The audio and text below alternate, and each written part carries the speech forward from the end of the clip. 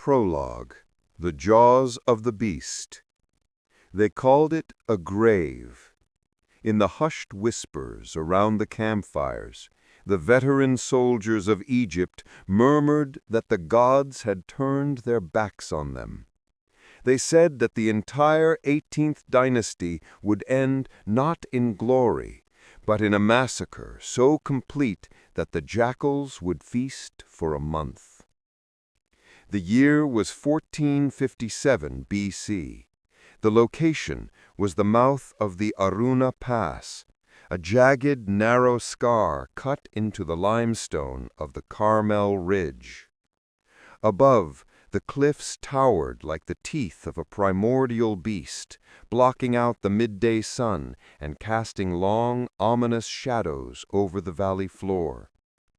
Below, 10,000 men stood frozen, their breath catching in their throats.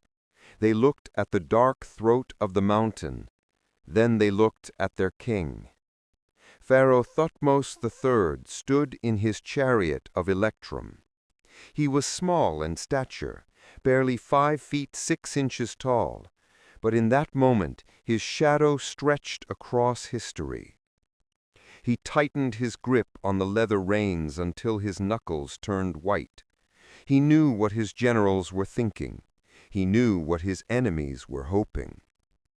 If the rebel archers were waiting on those ridges, if a single boulder was rolled down from those heights, the Egyptian army would be trapped in a bottleneck of death.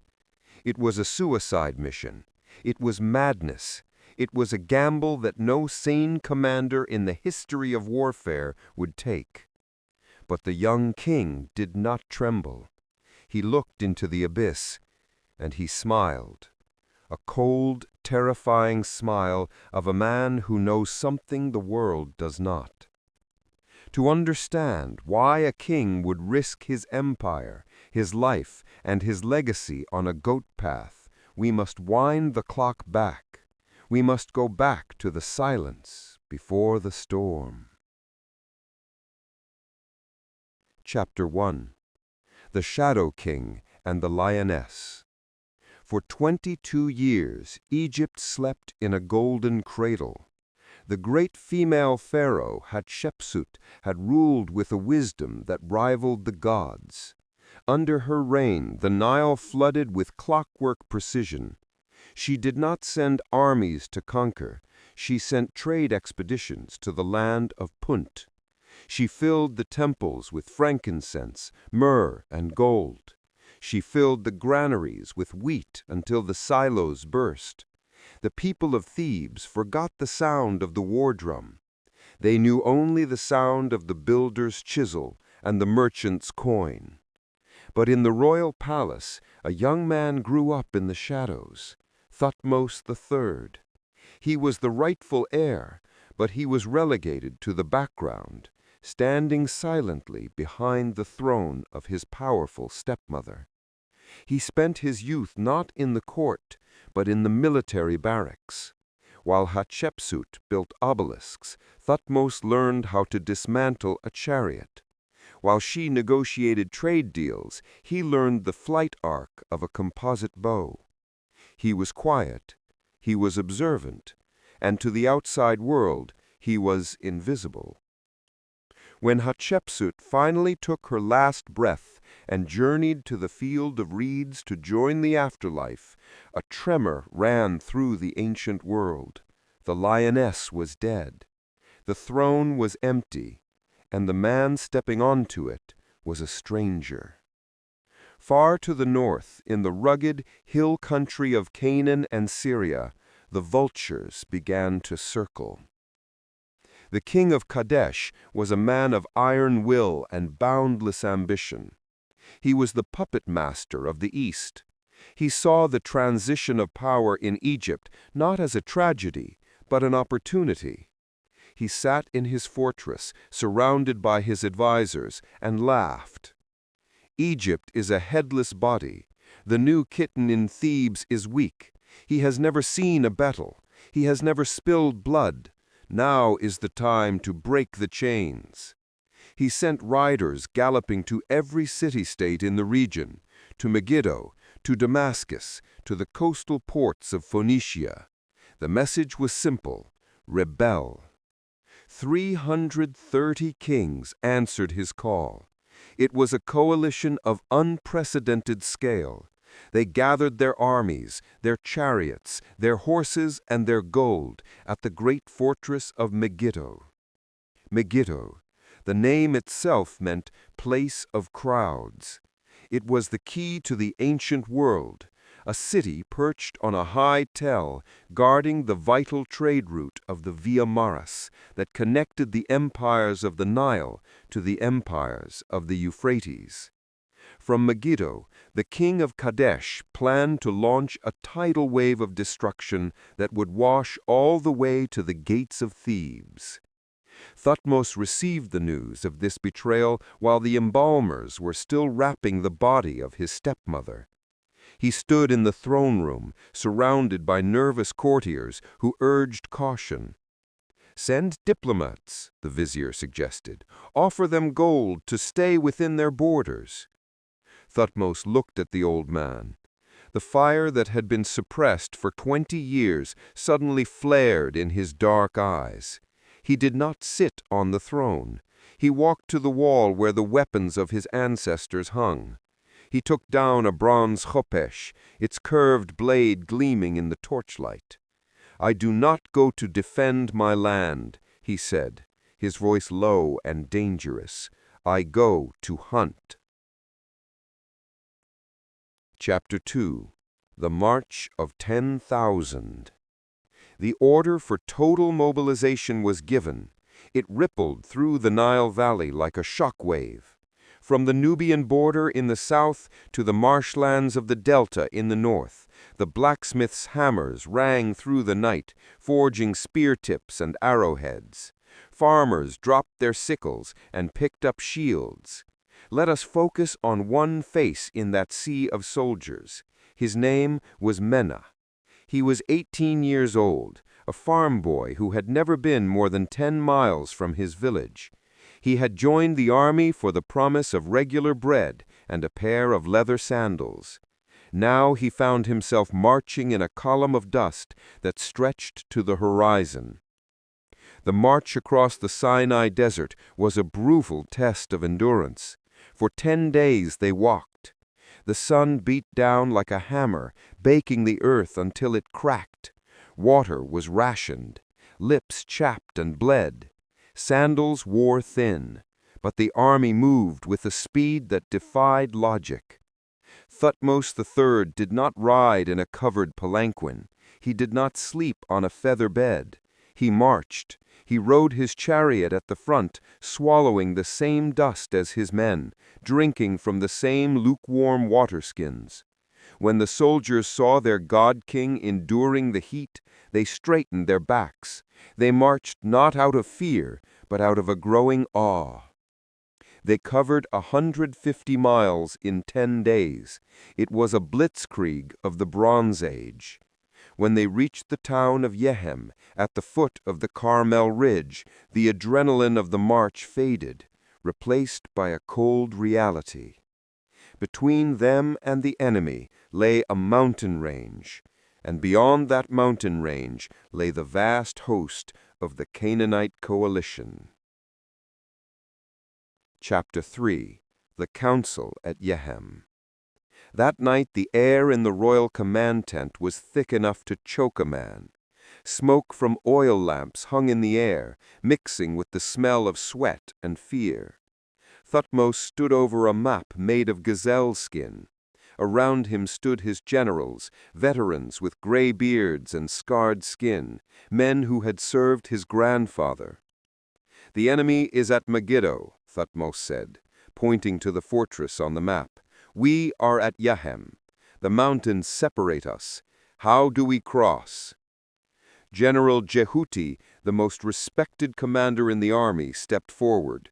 He placed a calloused hand on the map. "Your Majesty," he said, his voice heavy with concern, "we have scouts. They tell us there are 3 ways to cross these mountains. There is the northern road through Zefti and the southern road through Taanach." He traced two wide curving lines on the map. "These roads are wide," he continued. "They are safe.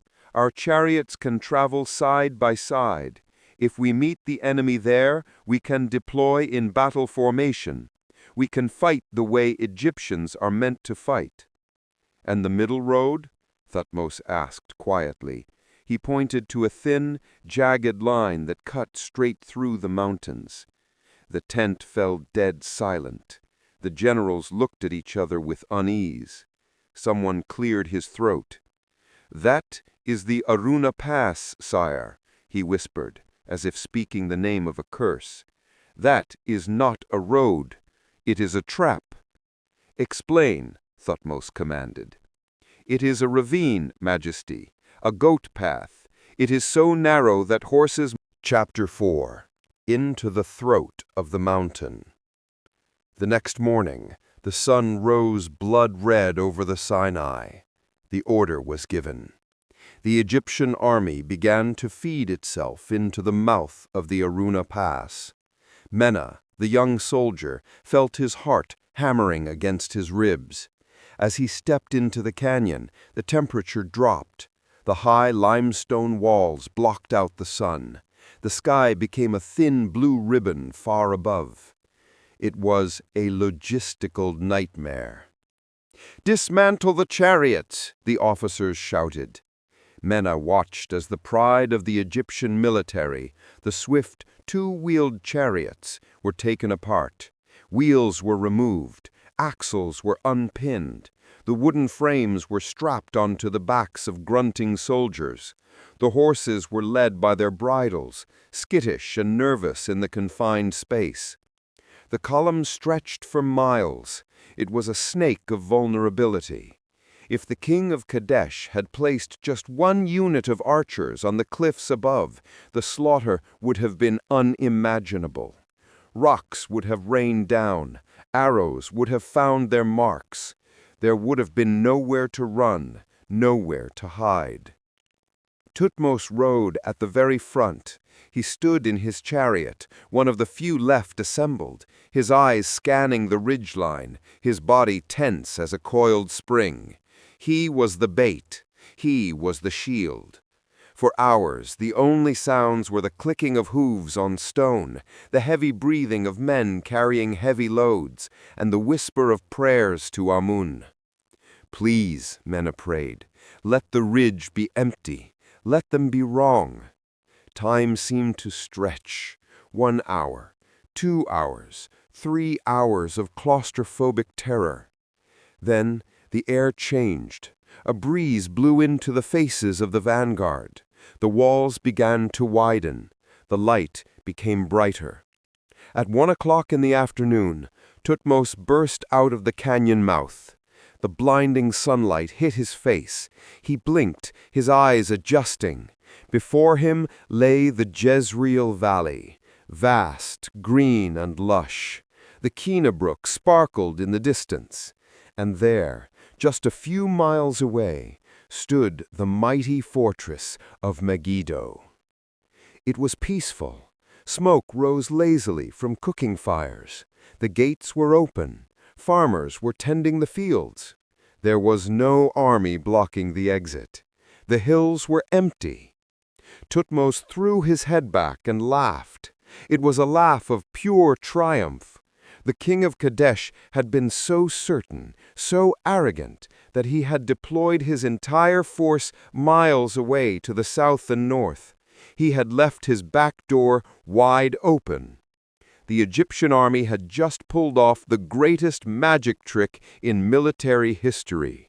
They had teleported an entire host right behind enemy lines. But the danger was not over. Thutmose showed incredible restraint. He did not attack immediately with his vanguard. He waited. He held his ground at the mouth of the pass for hours, protecting the exit until the very last soldier, the very last horse, and the very last baggage train had emerged safely from the darkness. Only when his full strength was assembled did he move into the valley. He camped right under the nose of the city, letting the smoke of his 10,000 campfires send a message of doom to the inhabitants of Megiddo. Chapter 5. The Battle of the Winged Falcon. The next morning was the 16th day of the month of Pakon. The Canaanite coalition had spent the night in a panic. Riders had galloped to the southern road, screaming for the army to return. "They are here! They are behind us!" Exhausted, confused, and terrified, the rebel army scrambled back to Megiddo. They hastily formed a battle line in front of the city, but their morale was shattered. They were fighting a ghost that should have died in the mountains. Thutmose deployed his forces. He arranged them in a concave crescent formation, the winged falcon. The center retreated slightly, while the left and right wings extended forward, ready to engulf the enemy. Thutmose stood in the center. He wore the capresh, the blue war crown of leather and electrum. He shone like a living god. "Attack!" The command shattered the morning stillness. 1,000 Egyptian chariots thundered down the slope. The sound was like a tectonic shift, the grinding of bronze-rimmed wheels, the screaming of stallions, the hiss of composite arrows filling the sky like a swarm of locusts. The collision was brutal. The Egyptian chariots, lighter and faster, danced around the heavy, lumbering vehicles of the Canaanites. Mena, gripping his spear, charged with the infantry. He saw the enemy eyes, wide with terror. They were not fighting an army, they were fighting a nightmare. The Canaanite line held for only minutes, then it shattered. Panic is contagious, it spreads faster than fire. Seeing the Egyptian wings closing in to surround them, the Canaanite soldiers broke rank. They threw down their shields. They turned and ran. Then the unthinkable happened. The kings of Canaan abandoned their armies. They jumped off their gold-plated chariots. They threw away their heavy bronze armor. They ran for their lives toward the gates of Megiddo. Victory was right there. It was absolute. The gates of Megiddo were open to let the fleeing kings in. The Egyptian army was hot on their heels. If they charged now, they would sweep into the city, and the war would end before noon. But then, the human instinct for greed betrayed them. Chapter 6. The Golden Mistake.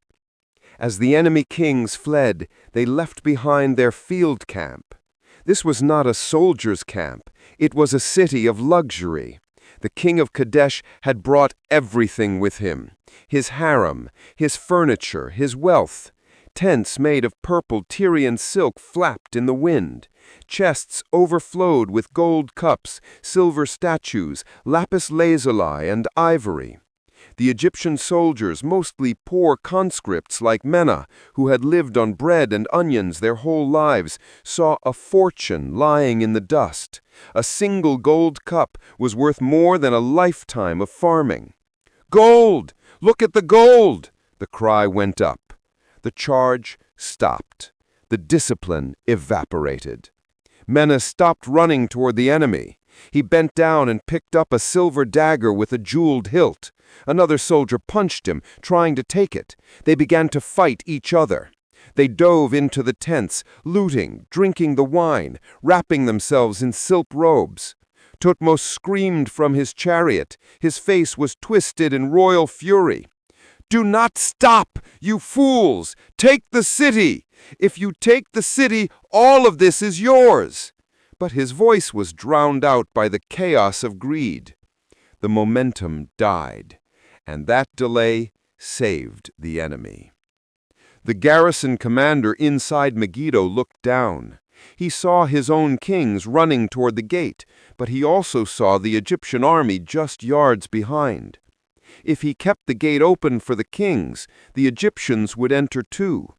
He made a cold decision, slammed the gates.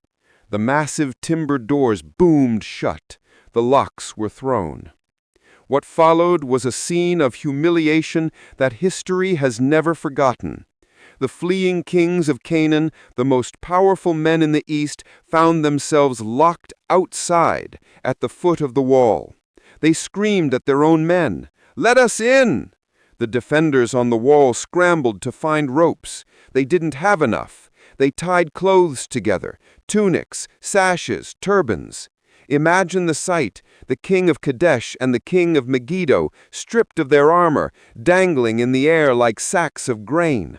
They were hauled up the sheer limestone walls, kicking and screaming, scraped against the rough stone, pulled through the arrow slits by their own terrified soldiers.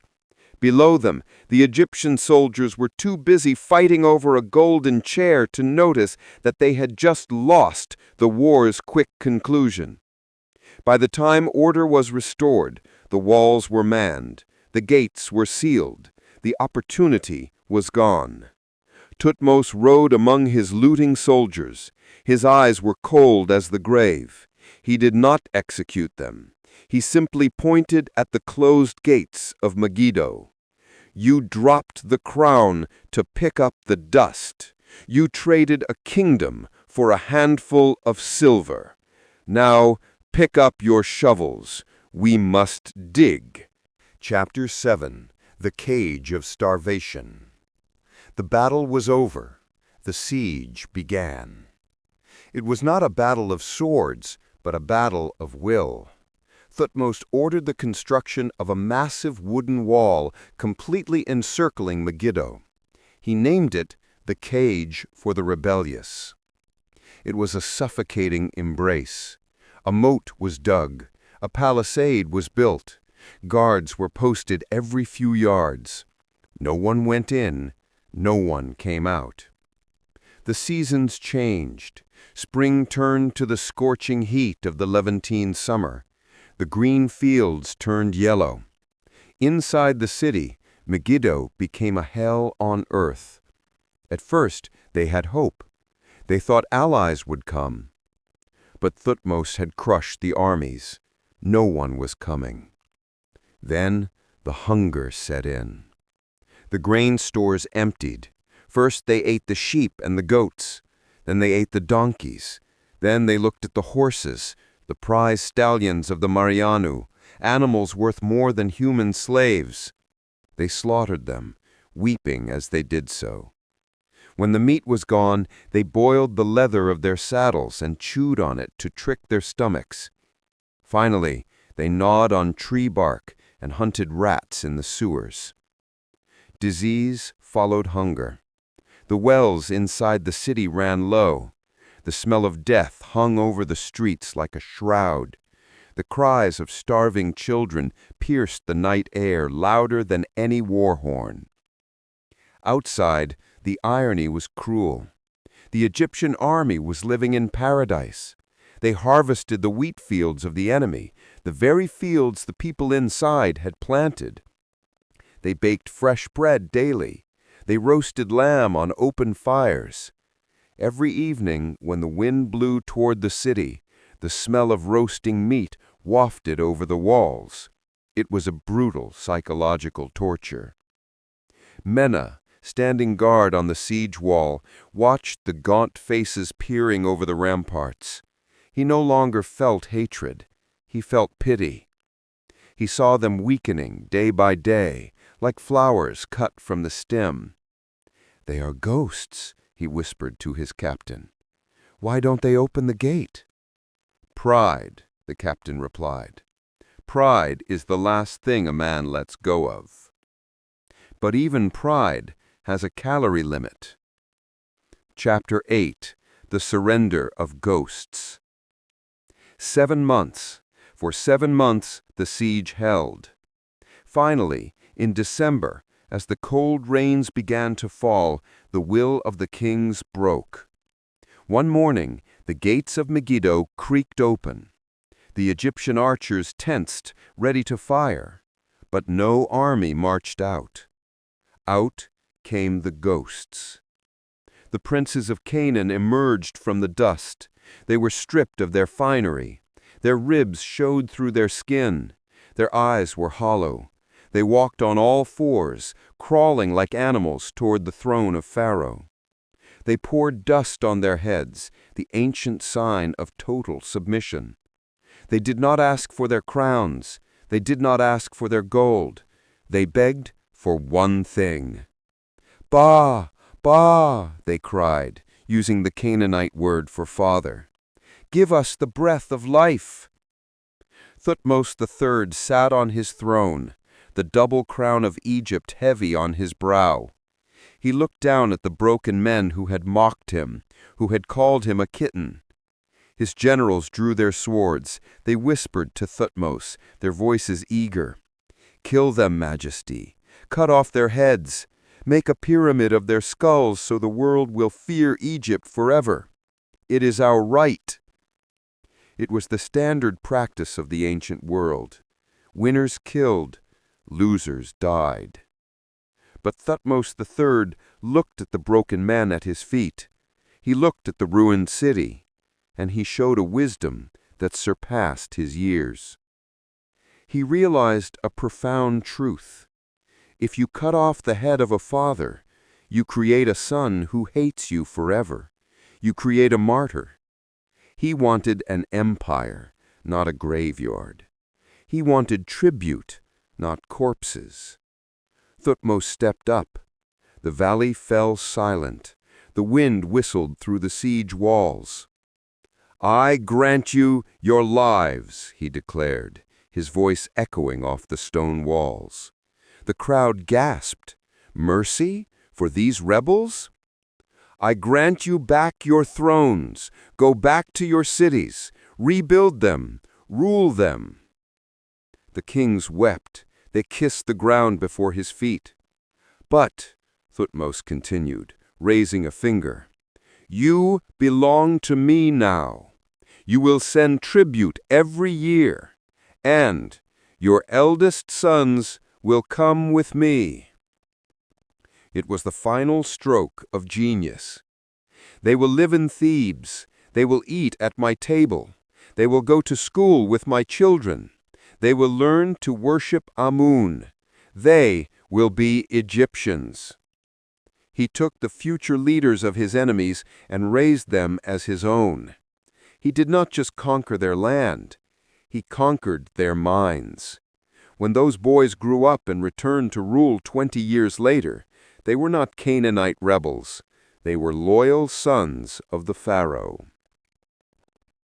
Epilogue: The Light of Karnak. The army returned to Thebes in a procession that stretched for miles. They did not just bring gold. They brought a new world order. They carried 924 chariots. They led 2,238 horses. They carried thousands of pounds of gold and silver, and they brought the sons of the princes. Thutmose III walked into the temple of Karnak. He stood before the statue of Amun in the sanctuary. He did not boast. He simply reported. He ordered the scribes to carve the story of the battle onto the sandstone walls of the temple, not as a myth, but as a detailed military report. He listed every loaf of bread, every cow, every prisoner. The annals of Thutmose III can still be seen today. They are a stone testament to his genius. Thutmose III would go on to campaign for another 20 years. He would never lose a battle. He took a kingdom that was afraid of its own shadow, and in one lifetime, he transformed it into the world's first superpower. The Egyptian empire would last for centuries, fueled by the wealth and the fear established at Megiddo. And it all began on that morning at the crossroads of Yehem, when the old generals advised caution, when the safe roads beckoned, when fear whispered that he should turn back. A young man chose the narrow path. He chose the darkness, and in doing so, he brought his people into the light. History, as it turns out, is not written by those who choose the safe road. It is written by those who are willing to walk into the jaws of the beast and tear them open.